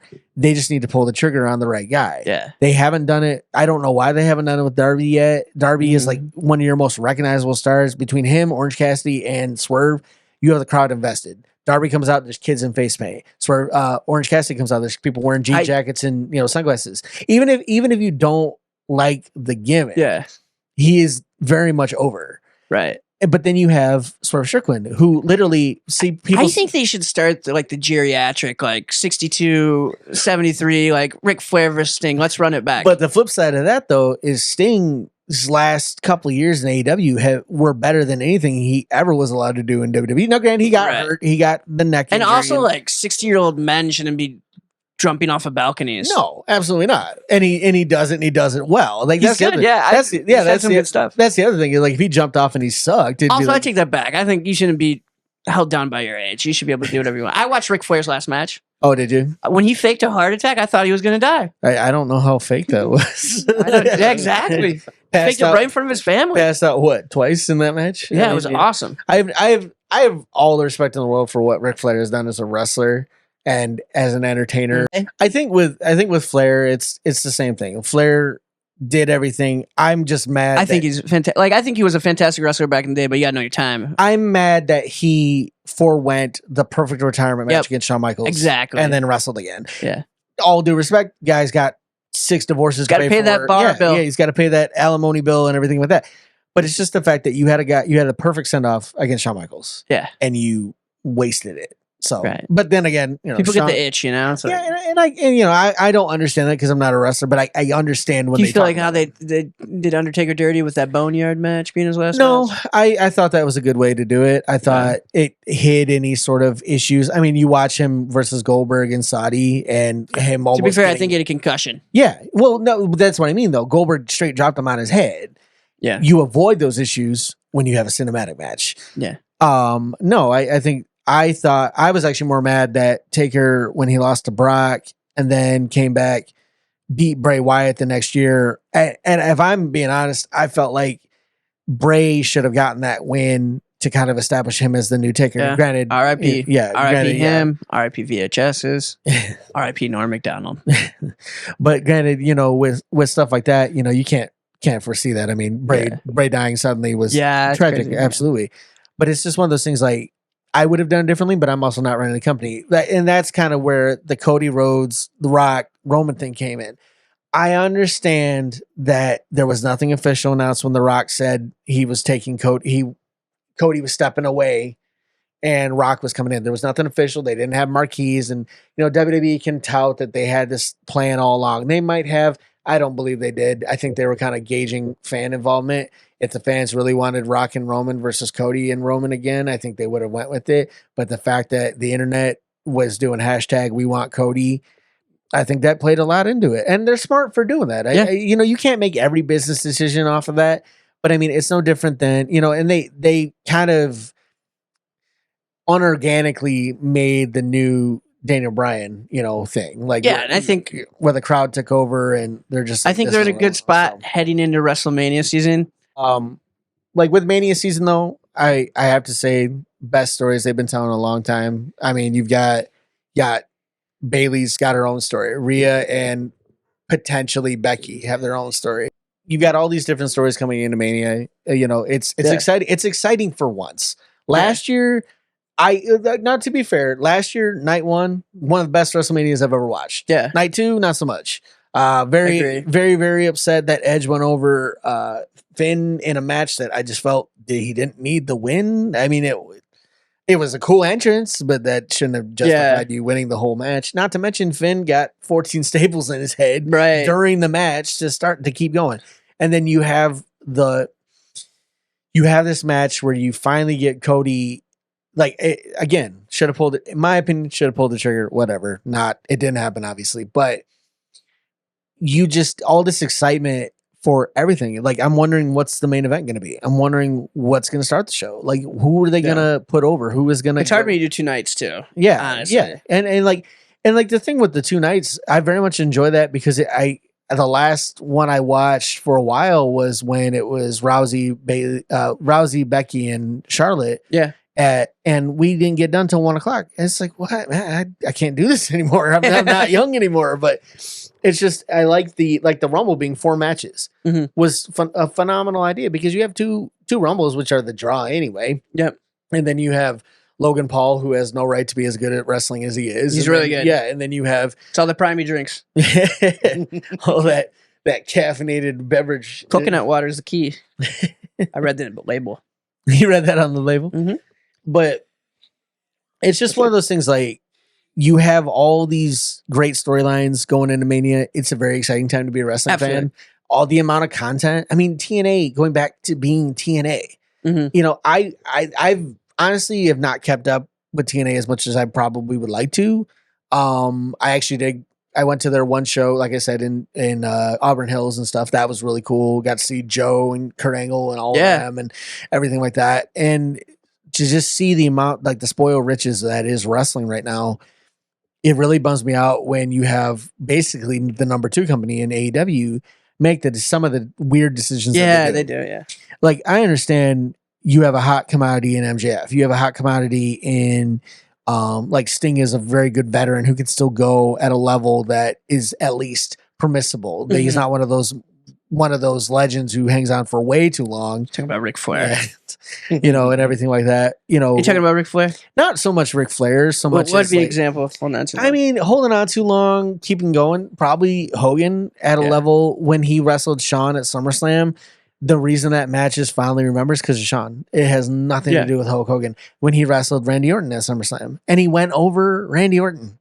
Yeah. Like, I get it. It's the feel-good moment, but this is a rising Randy Orton. This was not even today's Randy Orton at a level that made Hulk Hogan in his prime not even look that good. Yeah. And you still go over? Like, what is that? It just, I mean, whatever. Politics aside, anything like that. But it's just that I want AEW to book their women better. Yeah, absolutely. I want more than my traditional 15-minute, my top of the second hour 10-minute women's match. I want Chris Statlander to be a big deal in more than just the Collision circle, more than just the Rampage circle. I want Chris Statlander to be like their face of the women's division. She's not right now. Toni Storm's doing great work. Toni Storm is timeless. Toni Storm is one of the most entertaining things for me. I know, like, there are a lot of people who are like, I don't really like it. I love it. I think it's hilarious. Why don't they like it? I think it's weird because she's like, convinced she's like a 1920s starlet. She's even dressing like the old women's wrestlers of back in the day, and she's presented in black and white except when she's wrestling. Like the vaudevillains? Kind of like that. Think that, but like from the female perspective. Yeah. And it, to me, it's entertaining, and she's still putting on great matches. It's not Yeah. like her matches suck and she's just out there. It's a gimmick that got her over. She's still a good wrestler. Yeah, she's a great wrestler. And like, I just would love to see an AEW where it's more than just the tag teams. It's more than just Mox and light bulbs. Yeah, exactly. I mean, like, yeah, to, put it frankly, I mean, that's a good point. And like, I love AEW when I watch it. I love going to their shows. Like, I've been to 2. I absolutely it was fun. I had a great time. I hope with their product just keeps getting better. I want them to grow. I want them to not even be in competition with WWE, but I want them to be an adequate alternative for everybody, not just the hardcore wrestling fans who only like a certain type of wrestling. I want them to be another, like, I want it to be kind of like what WCW was to WWE. It was great wrestling. It was great storytelling, but it was different. That's all I want. Yeah. Like, you can have a pay-per-view where you have 10 matches and they're go. That's fine. But make it make sense in the same story. Right, yeah. Like I was talking about when I went to the movie theater to watch an AEW pay-per-view. $12 popcorn. $12 popcorn, $25 ticket. It's worth it. But you end up not being able to go to the bathroom, or if you do go to the bathroom, it's during a match. I went to WrestleMania 23. The only time I got up to get a drink was during the women's match, because that was during the Divas era. Well, it was still the women's championship, but it was the Divas era. Yeah, during SummerSlam, it was Ronda versus Shayna Baszler. Yeah, and it was that weird MMA rule. Yeah, nobody watched that they could. It was so quiet in there. Yeah, they piped in all the sound. Yeah, it was like you could hear a pin drop. It was pretty awesome. Watching that at home, I was sitting there thinking, "I'm so glad I did not go to this." Hey, and not to knock on you for going, but everyone needed that break. But like when I went, they had the women's match, but they couldn't get any of the other women on. So it was Melina versus, I think, Ashley Massaro and RIP. Yep. And another one. RIP. Yeah, it's sad, really. But they did really sad, yeah. They did a lumberjill match. So all the other women came out, like, to stand around the ring. As soon as the entrances were done, I went to go get a drink. I literally had 2 people. I had a person in front of me. I got to get my drink. I literally went up to make my order. I heard Melina's music hit again. It was that quick. Yeah. And I'm like, this is WrestleMania. This is 4 hours of, and that was before it was like the 7-hour extravaganza. I mean, even then it was still long, but it was like, you gave them 15 seconds? Like, right. What was that? What's the point? Yeah. So, but I mean, like with AEW, but that's the problem with the AEW stuff is like, do I even care about your women's matches? Are they going anywhere? And this is not disrespectful to Tony Storm, right. Julia Hart, any we of would that. never offend any fans trying to listen to our podcast. If but you're a Tony Storm fan, what's the other lady's name? There's Julia Hart, there's Tony Storm, Hart, Chris Statlander, all of them. If you like any of them, listen to this podcast. Trevor's going to break it down. But it's just one of those things, like, you cannot have one match a night. No, and expect your women's division to go. When they were doing, I feel like they had coming into like AEW, they were supposed to build up that women's division because they had good wrestlers. Yeah, and then they even Jade Cargill, right? So you had these great wrestlers that could have had put on great matches, but they just took second fiddle to. They were on Dark, and I can't even think of what the other one was that was on YouTube for a while. And I'm sorry, you can't build an entire. They have women's match on there. Who's watching that? Right. I mean, TV time. Yeah, I mean, some people are, but I mean, my roommate watched it. My roommate at the time watched it all the time. You couldn't pay me to, and I love wrestling, but I got other things. I want to watch TV. I want to watch other stuff, and it was really disheartening. It's like you have women doing phenomenal work on these matches, and then you're not showing them. Why aren't you showing them? And that's kind of where my issues with AEW come from. I love AEW. I think it's great. I think it's great for the business as a whole. Absolutely. 100%. I just think that, and like you said, it's very much a different presentation. Yeah. And there's nothing wrong with that. And not saying that you said that or anything, but it's just. You just said I said that. Not saying it's a bad thing. It's cool. I mean, I get it. I take the heat. But it's one of those things if you don't push a certain. How do you expect people to watch your product and know that these people are good wrestlers if you don't put them on TV? Yeah, absolutely. And I'm not saying that everybody has to get over at the same time. I mean, that'd be ridiculous. But like, you got guys like You got to build the divisions. Yeah. Right? You got to have tiers. You Build got to a have division. the middle, and you got to have that title that moves on to the championship. When- And you build them up. when Serena Deeb was doing her like weekly challenges and was just wrecking the women because Serena Deeb's a beast. She's an awesome technical wrestler. She was TNA, right? she was do you remember the Straight Edge Society? Yeah. She was the girl that got her head shaved. Okay. That's Serena Nice. Deeb. Yeah. And she's done Shimmer and a bunch of other stuff. She's a phenomenal wrestler, period. And she was doing these weekly challenges. I was excited for those because I knew they were going to be great matches. Mhm. And, you know, we went to Ring of Honor. There were more when we went to Collision and they did the Ring of Honor stuff. There were more women's matches on Ring of Honor than there was on TNA. Excuse me. Wow, AEW. Yeah. That's fine, but you can only watch Ring of Honor online, Right. and you have to subscribe to it. No casual fan's going to do that. Right. No casual fan like, oh, I want to watch the wrestling. Oh, I have to pay $10. I'm good. I thought they show like old Ring Honors on like Pluto TV. They do, but again, that's old Ring of Honors. Yeah, it's good. You know. I mean, it's great. It's great wrestling. I've not seen it. It's Sometimes I see him on like TVs and like bars and stuff at like late night. They'll put on old Ring Honors. yeah. You can back before before the pandemic and before Tony Khan bought Ring of Honor, they would show them on like, oh, I can't, like Up TV or whatever. It was just like a Yeah. random like CW. yeah, like just a random like 1 o'clock show and stuff Awesome. like that. And oh, excuse me, sorry. Ring of Honor, you know, phenomenal for what it used to do and everything like that, and what it still does today. But I mean, I got to see Allison Kay, who's from Detroit, wrestle live. That was a thing for me because I've been a big fan of hers for years. I mean, she's great, and she wrestled in TNA as Sienna or Sienna Savage, I want to say, but she's like she does the like pinkies up, like she's fancy AF is what she calls it. But she's awesome and she's you know, she's great and everything like that. But you had this embarrassment of riches of female wrestlers who are just hungry to make a name for themselves, and you don't do it. I mean, like I think WWE does a great job with their women's division. Yeah, now And Yeah, yeah, absolutely. absolutely. And they're a big reason for like even Becky Lynch's run as the man. becoming the man and the man was fantastic. Yeah. And one of the best storylines in all of wrestling. Yep. Arguably the best wrestler at the time. Oh, absolutely. In terms of character and technical ability.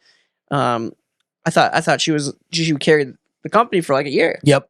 Which is awesome as a woman wrestler, and it shouldn't even be that way, right? It should be like, hey, it should be a wrestler carrying the company, regardless of female or male. Absolutely. Like that's how it should be. I mean, unfortunately, society we live in doesn't necessarily lead to that all the time. ooh, speak for yourself. I'm just kidding.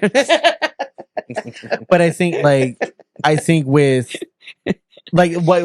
Allison Kay's shirt literally says Allison Kay is my favorite, and it says female, but female's crossed out, and it says wrestler. I have that shirt. I love that shirt. Awesome. I wore it when I found out I had a job interview, and she actually saw it on Twitter and retweeted it and said, "Now you're definitely going to get the job because you're wearing the best Let's shirt." go. So, and I actually did get that job, so that actually was cool. Throw up the X. But it's just one of those things. Like if AEW would stop relying, like you have said, stop relying on some of the older guy, like the past WWE guys. Like I understand the mentality. You have clout, you have a presence, you have a sort of like notoriety. Oh, you were a WWE guy, and it worked for some of them. Mox, but Mox went back to being Mox. He wasn't Dean Ambrose coming into WWE, coming into AEW. He was John Moxley, which was to a lot of people a fresh new character. Anybody who knew him before he was Dean Ambrose kind of knew what Moxley was. Was it CZW, right? Yeah. Back in the day, yep, he was that. And then like I remember when he was in FCW before it became NXT, he was kind of more of that character. And then they kind of shaved off his edges a little bit to make him the lunatic fringe, you know, a guy who wrestles in a pair of jeans and a tank top versus, you know, being the nut job that he was. But it's just one of those things like you have this reliance. Like I love Andrade. Absolutely love Andrade. One of the best wrestlers, period, in my mind. But you present him as like this guy who's like this mogul guy, and then they all turn on him. Well, then you bring in, you know, his faction from Mexico, do nothing with it. What else is he supposed to do?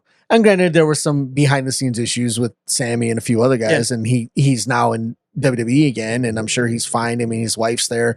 Triple H loves him. He'll be fine. Did he come back? Yeah, he came back at the Rumble. You didn't see that? You didn't see that? Ooh. Was he there? Yeah. Yeah. He came out in, like his full thing, and he. Price. Oh yeah, I remember that. I remember that. But like you have, but Sorry, I woke up early this morning. it's all good. I'm running out of steam, boys. But you have those guys who, if you're not going to do it, like right now, Christian is doing some of the best heel Yeah, he's work doing he's fantastic ever work. done. Yeah. You know, as the dad figure with his wrestling in a turtleneck. I mean, Yeah. nonsense. It's awesome. It's like you hate it. When I went to Collision, I have not heard a crowd boo that loud since Vicky Guerrero came out one time. You know, like I was at a show He where hasn't seen Dom. I was. That's true. I haven't been to a WWE show with Dominic Mysterio I guess yet. that's the loudest But- boo. Yeah. But when I remember when Vicky would come out and like you couldn't hear her at all because the Yeah. crowd was just insane. Yeah. But I mean, like that's the thing is like you can Tony Khan, you know, I feel like should let go a little bit, either get a writing staff or get another producer because you're hindering your own product because I understand wanting to keep control. I get it. Vince had control forever. They never let him stop him when there was a writing team. I'm not saying you got to do it like Vince did at all. Like, and matter of fact, don't. But you look at like what Triple H is doing in creative, where he is like kind of he's the head of creative, but he relies on these other people to kind of tell him things that maybe even stuff he doesn't see. You got Shawn Michaels running NXT. Shawn Michaels, who is a guy who back in the day couldn't be bothered to do anything for anybody really. Yeah, Now- I mean that's good to have like those two guys because there's so much a figure of the sport. Yep. And they have a good creative mind. Yep. And they're good storytellers. Absolutely. So I mean, it's good to have those two in the creative process and having them lead those programs because it's just going to get better. Yep. I mean, when you look at Triple H, what he did with NXT, Yep. and now what he's doing with Raw and SmackDown, even though there was a time where it was like kind of overlapping with Vince, but Yep. now he's actually like full creative. Mhm. I think it's just going to go to the moon, especially with this TKO group and actually Vince being gone. Yep. Because there's no way he's coming back from this. next one. There's no Sold way. his shares, everything. Yep. I think they're only going to get better. Yeah, and that's all I want for wrestling in general is to be better, to get better, make me believe in something I didn't believe in 5 years ago. Make me see something. I don't have to see you believe. You know, that's what's happening right now with like the WrestleMania. Yep, that's becoming to be like the show to watch. Yep, absolutely. Like I have not seen. I haven't really followed much until lately. Yeah, and man, I want to see WrestleMania. Yeah, I'm excited about it. I wanted to go to WrestleMania and go watch the show live. I'm excited, but I'm not gonna pay that price. No. But I watched. We had thought about it when we went to the SummerSlam. We thought about saving up and going to Philly. I know we did talk about it, but man, the thing with like I will say as a wrestling fan, the one thing you got to do is you got to go to Mania at least once. Yep. You know, that's just the thing. Granted, it's a little tougher now because it's 2 nights and that's a lot more money. I think that's easier if you go at least one night. Well, yeah, if you go at least one night, but I feel like they probably sell like both nights individually. I would think. I think they do. I think you can buy a bundle. Yeah, you can either buy a bundle with both nights or you can buy. Like if I could go to one night, I'd be happy, right? Yeah, because that's technically a I mean, full show. you basically have WrestleMania Part 1, but it's a full show. Yeah, absolutely. Like night 1 last year was one of the best WrestleManias I've ever seen. It's fantastic. WrestleMania night 2, not so much. A big letdown. Yeah, I mean, well, it's hard when you have such a good first night too. Yeah, I mean, and you go, whoa, how are they gonna top that? And you go, well, like, oh. Are they gonna do like Friday night SmackDown? They always do it, but it's like a send home show, so nobody gets injured. They just do promos and they'll do a setup. I think they'll have like the big scrum or whatever at the end, and they might do like the Andre Battle Royal sometimes on that Friday night. Yeah, sometimes they do that. They'll probably do the Hall of Fame if they do it at all. Yeah. I don't know. They haven't really announced anybody. And usually it's a decent night though, because most people on Friday are going to like Saturday and Sunday. Too. Yeah, it's like all like a town away. So like, since we're talking about WrestleMania, who's your picks? I definitely with what's been announced so far. I think if Becky wins Elimination Chamber, which it sounds like she might, to go to Mania to wrestle Rhea, I think as much as I don't, I can't. I can't vote against mommy. I have to go. I have to go with Rhea on that one. As much as I love Becky too, Rhea's. What matches have they announced even? They haven't. The only one they've really talked about is Cody and Roman. Yeah, Cody. Like they haven't really stated where Cody's going to go. I mean, where Rock's going to go in that story yet. Yeah. But if we're talking just that match, Cody all the way. I don't think he gets it done. I think they keep it on Roman. I hope not. And like I think that's what they do, just because it's like, I don't know, we can do one more. I mean, WrestleMania. I think that they should finally just end it now. You think so? You've had enough of it. Roman is a great wrestler, right? But I think that they should definitely end the title reign. Yeah, right now. Calling it. Yeah, I think it's time. I think since they didn't pull the trigger last year, if you do that 2 years in a row, you're not going to get people back for 41. Yeah, no. I mean, I think it's probably Cody's time, and I would love to see it. Mm-hmm. I just don't know what you do with Roman after that. Does he have a short hold on it, and then Roman comes back at Payback or Backlash? I have a thought though. So what if or just Payback? Yeah, WrestleMania. Right now, Roman and The Rock are kind of aligned, yeah. Right. And then Rock turns on him, turns on Roman. Without the referee seeing him, and then Cody defeats him. I also think it's dangerous to put Cody in Elimination Chamber leading up to Mania. Yeah, I don't. Well, Cody already got punched his ticket though. Yeah, Cody's not. But still, like in the match. Well, that's what I mean though. Yeah. As Cody punched his ticket to Mania, he doesn't have to do Elimination Chamber. This is. Oh, he's not in the match. No, this will be for Seth. Okay. Yeah, it'll be for. I think they'll I can see them pulling the trigger on Drew McIntyre coming to wrestle because it tells that other story with him and Punk. Oh, it was going to be so good. Originally, it was going to be CM Punk and right. Yeah, Rollins. Would have been so good. I remember. See, that was why I got so mad at the Cody Rock thing. I was so hyped because I love Punk. I was like, all right, for me, it would have literally been a masterclass match. Yeah, for me, it literally goes Shawn Michaels, CM Punk, Rey Mysterio, top 3 all time. The reason mine's Doink the Clown, Honky Tonk Man, Hacksaw Jim Duggan. What? You don't even have the Brooklyn Brawler? Shame on you. Eugene. Oh gosh. Talk about problematic. But I think with McIntyre now, he gets the main event that Punk was supposed to have. That's just another layer to their story. And if McIntyre stays with WWE, which I hope he does, that adds Punk's now got to come back for McIntyre. And then if he beats McIntyre for the title, McIntyre's really good. And if he beats McIntyre for the title, Rollins is like, you didn't beat me. You beat Drew. You didn't beat me. And I was injured against Drew, so I know you can't beat me. And then you tell that story at next year's Mania. And flip it, have Punk heal it up. I don't care. Have Punk heal it up. Be like, yeah, I came back. I'm here to make money. I'm here to do this, and you're nobody. Just do it. Do whatever you want. I do not care. It'll be gold because I trust Rollins. I trust Punk to tell that story. But like, as far as going back to the Cody Roman thing for a brief second, if you do not pull the trigger on Cody now, why? Cody goes, what's Cody doing now anymore? Oh, well, he can go for the other title. No, I don't want to see him go for the other title. I want him to see, if you're going to have anybody dethrone Roman, don't give it to The Rock. I love Rock. I do. But he's going to get blown up in 5 minutes. Do you think there's any chance that it goes to a triple threat?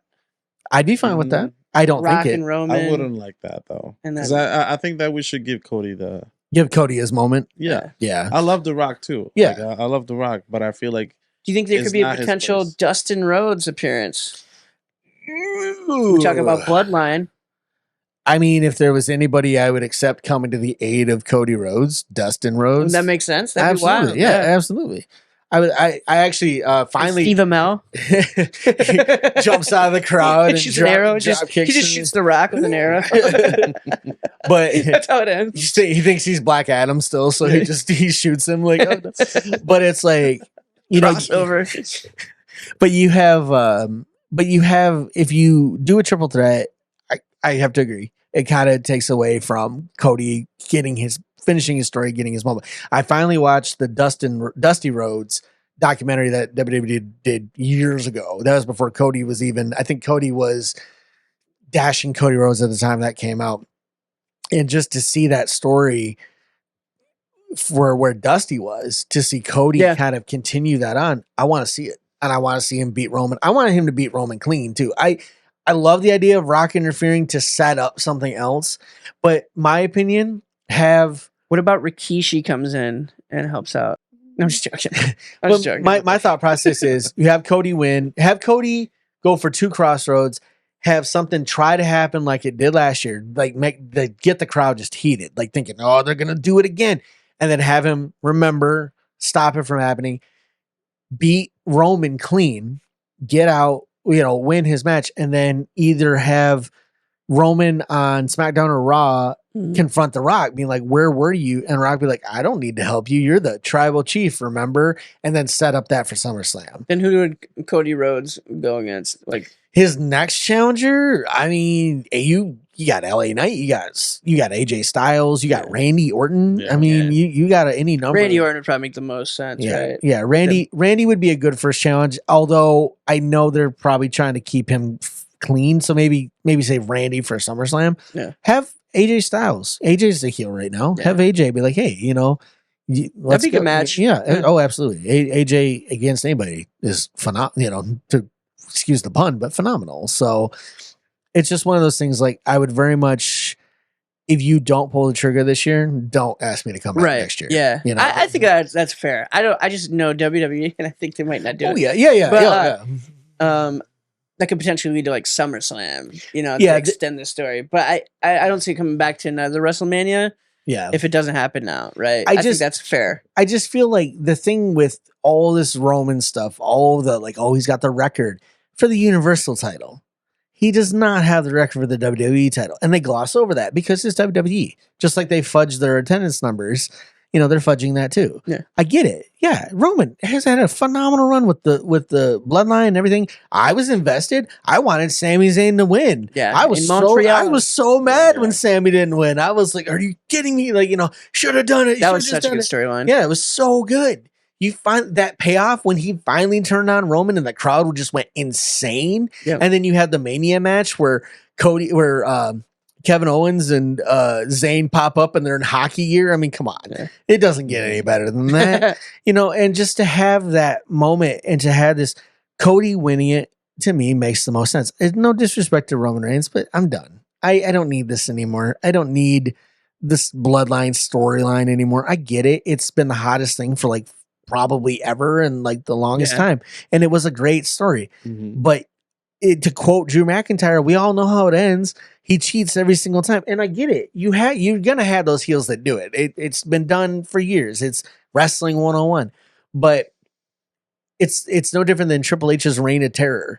You just got sick of it. It's like, I get it, man. You cheat. You're this, you're that. You had Evolution. Can we move on, please?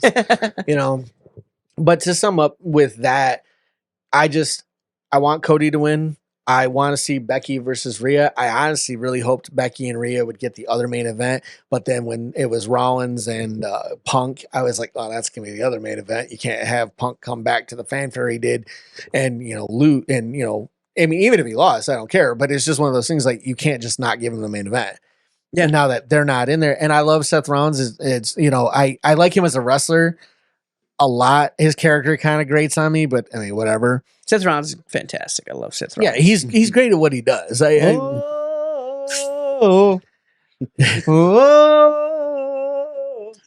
they were in Puerto Rico, they had the crowd going it went nuts at SummerSlam. Yeah, it doesn't do it justice on TV. When you're there, you're like, whoa. But here's the other thing too with the Rollins Drew McIntyre thing, because there's always that rumor that Drew's not re-signing.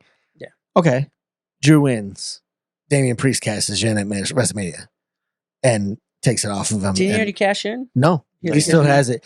He tried to a couple times, and then they washed it. And he was actually recently interviewed saying, I can't wrestle Seth because he's technically not cleared, and everything like that. And mind you, I don't quite understand how that works. What happens if Cody wins it and he cashes in on Cody? Can you the crowd. That? Oh, yeah. I mean, you talk about instant heat. That would be amazing. That's what needs to happen. He finishes the story and immediately loses to Damian Priest. I mean, honestly. And the Judgment Day actually pretty has the biggest heat of all time. Oh, honestly, I'd be fine with that. I mean, you say that now. Well, I mean, I thought it was going to happen. If The Rock was going to be the main event, I thought that basically that what's gonna be the thing. Like where Rock wins it, and then Rock wins, Damian. and then Damien comes in and That'd be I think so. awesome because they're gonna be both battered. yeah. Yeah, I mean, Or it could be like he cashes in and fails against Cody. But Yeah. it'd be awesome if he took it.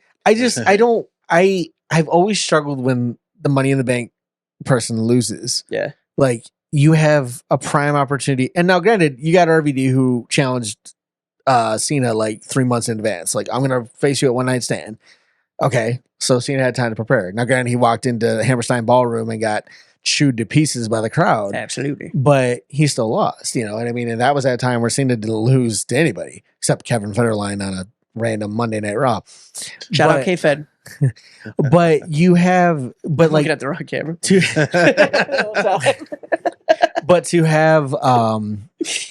to have Damian Priest crap on everybody's parade That'd be amazing. would be phenomenal. That'd be so awesome. I think that's You know- why I don't write, because that's what I would do. But it's the one thing, like, everybody, like, to see like Damian Sandow not cash in, not win after he had the jump on an already injured Cena. Yeah. That's why I don't like it when they don't Yeah. win. It's like, that's so stupid. What's like, the point? yeah, like, why even give it to him? I don't like it when they hold it till Mania, though, too. See, like, my thought process with that was always, you know, hold it till Mania, then cash in at Mania. Like with Seth Rollins' heist of the century when he Yeah, it was beat fantastic. Roman and Brock, and he took it. That was great. That was so cool. And I love that when he pins Roman, you can hear him say, "Thank you so much." Yeah. And he pins Roman and he rolls out. And I think it was Roman's dad or grandfather was like trying to fight somebody because he was legitimately ticked off about that. But like, you have Drew McIntyre, who was not allowed to get his moment in front of a crowd. He gets his moment when he wins the title off Seth. Everybody's like, "That's just awesome." You then have Damian Priest come out, have the whole Judgment Day come out. I don't care. Have JD McDonough come in and just get annihilated with the Claymore. Have R-Truth. yeah, like any of them. R-Truth get confused and accidentally takes out Dominic for some reason. I love R-Truth. Thinking he's Tom or Nick. And then have even Rhea like cause a distraction or whatever, and then have Damian hit him with a finisher. 1, 2, 3. Damian Priest is now World Heavyweight Champion. Holy crap, Judgment Day pulled it off. Now you have more credibility to a team that is full of champions in and of itself. I mean, Finn Balor was the first ever Universal Champion. Granted, he held it for less than a day because he got injured. But first ever Universal Champion, multi-time NXT champion. Damian Priest, is a couple of time undisputed champion for tag teams. Rhea Ripley is one of the best women's champions you've ever had. And then you have Dominic, who was a great heel North American champion. He's the pedigree of being a Mysterio. I mean, come on, you have a great faction. I like JD McDonough. He just hasn't done a whole lot title wise, or anything like that just yet. But you had this faction, and then you have the gold too. You have the two belts that match Rhea and Damian's belts cool. matching. Be cool. That'd be so cool. Yeah. Absolutely. That'd be awesome. Yeah, do that. Wrap it up. Wrap it up. Final thoughts? Final thoughts. I'd have to say, well, first of all, thank you for having me on. Oh, yeah, It's been a lot of absolutely. fun. I love talking wrestling. I could talk all day. Oh, it's fantastic. That's But awesome. yeah, final thoughts. Cody wins at Mania. Rock does something to set up SummerSlam. Damian Priest cashed in. We're new World Heavyweight Champion, new undisputed WWE Champion. Rhea retains. Bayley wins the big one, at Mania, gets her moment. And, we'll see what happens, but I'm looking forward to WrestleMania, actually. WrestleMania season, everybody. We're excited. The Rambling Dudes are excited. Trevor's excited. Yachty's excited. It's been a great episode. We're looking forward to the next one and to catch up to see where we end up in this storyline that we're in currently. So thank you for tuning in. Wherever you're tuning in, thank you so much.